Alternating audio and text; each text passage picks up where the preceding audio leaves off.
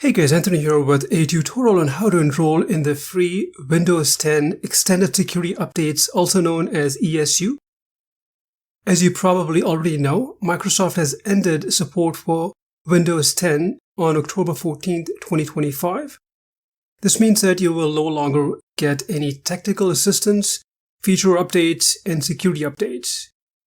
That being said, Microsoft has extended security updates, as I said, also known as ESUs, which is actually a paid program.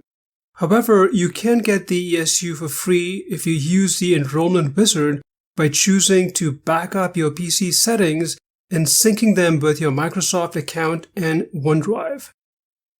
Alternatively, you can also use your Microsoft reward points. In this tutorial, I'm just going to be using my Microsoft account in order to get the free updates. So let me show you how. So you start by clicking the Windows Start button in the bottom left corner of your screen, and then click on Settings.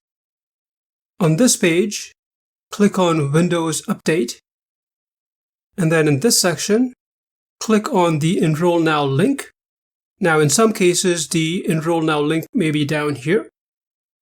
So once you click on it, you'll see this pop up. Click on Next.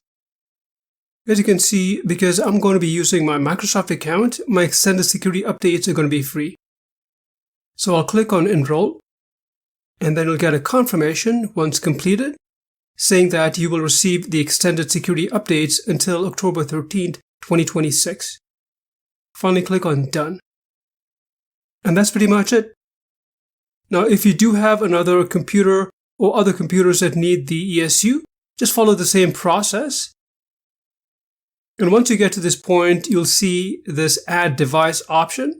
So once you click on it, it will essentially enroll the other PC as well in the extended security updates. Well, I hope you found this tutorial helpful. If you have any questions, please leave them in the comment section. Thanks for watching.